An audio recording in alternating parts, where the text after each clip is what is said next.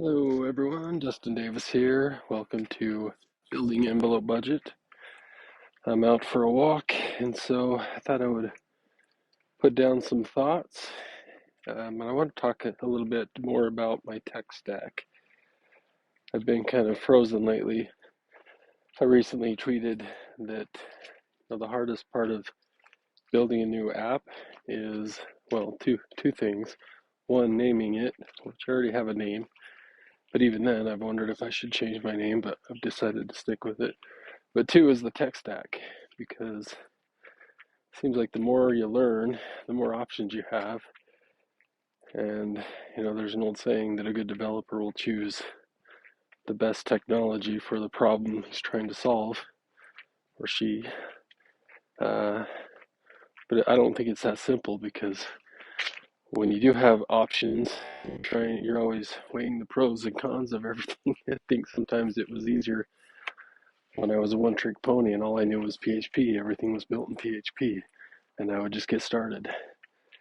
But so I talked about what I'm using for the back end, not so much on the front end. I've still been researching that.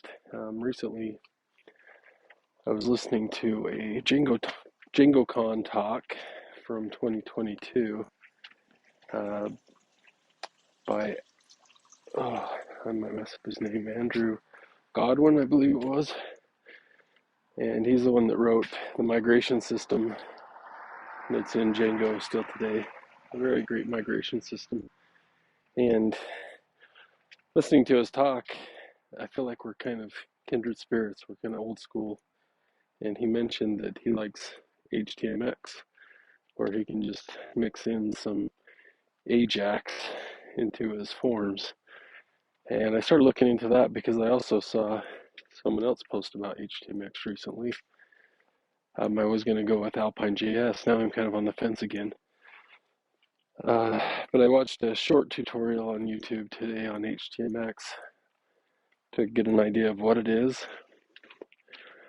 I didn't know if it was some new HTML standard, but basically it's just a JavaScript library.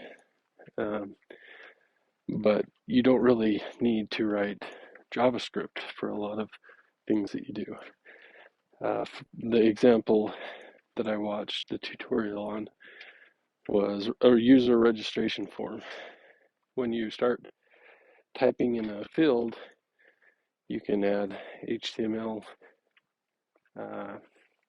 attributes in the form element and basically give it a URL endpoint that gets triggered on key up, and then give it a target of where to put the results. So as they're typing, in each key up event would fire this URL, and the URL would hit check username, and it would return a string of this username is available or this username is unavailable. But if you wanted to add color to it or add style to it, you would return the actual HTML that would be inserted into the form where you've set your HTMX target. So I don't know if I'm using all the phrases right. But what's weird about it is it's like really old, to me, it's like old technology. We moved away from having our Ajax return HTML and got into this mindset of everything needs to be JSON, and you can format it however you want to on the front end of JavaScript. And that's how most APIs in Ajax works today.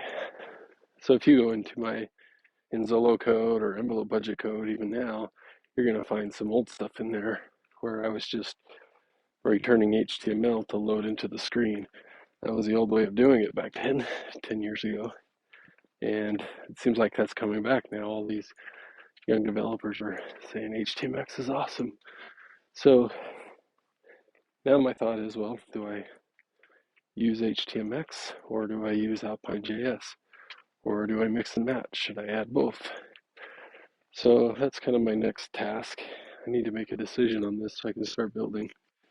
The other thought was I talked a little bit in my last episode whether I should go mobile or desktop, and I've had some comments to start with mobile first, and that's kind of thinking today is to go mobile first. Most people will use mobile over desktop. But as I've thought about that, the challenge is, well, what if I released a mobile app with the name Envelope Budget and people start using it, but they want to connect to the login on the desktop, and the two systems are out of sync because I've just rewritten the whole thing. So that's my challenge. I'll probably do a little bit of both.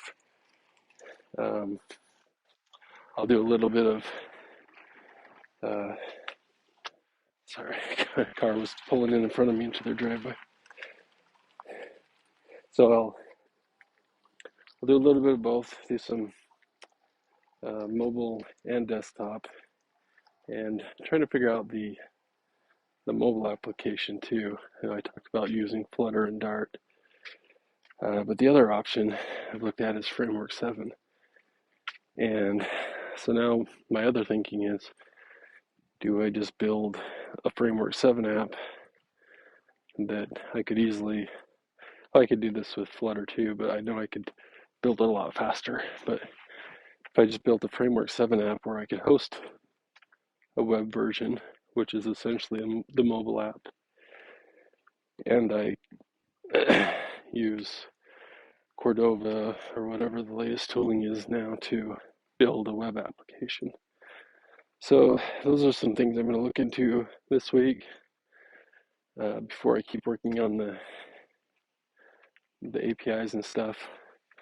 I need to make a decision on what I want to do on the front end so I can start at least getting something out there usable and working. And my other goal is I want to tie into Plaid with my accounts. I figured I was originally thinking I would just go without Plaid and do everything manually, but I have an account and access to the API, so I'll probably look into that to see what it takes to get signed up or registered with Plaid and create an account and sync or have transactions imported from Plaid.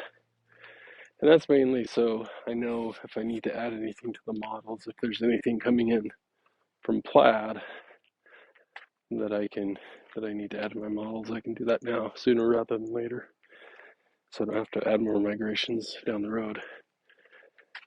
Because one thing I want to do, I know for sure, is have transaction file imports. I really like the OFX transaction import.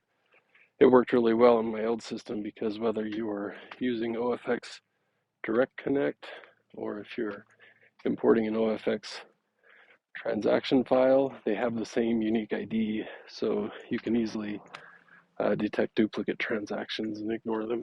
So that's some of the work I got to look into this week. It is the week of Thanksgiving, and also my aunt passed away last week, so I'll be going to a funeral on Wednesday, and so it's going to be I think it's going to be a pretty busy week. I might not get much done this week, but get started up again next week on nights and weekends. So yeah, that's the latest update. Thanks for joining me, and I'll talk to you again soon. Bye.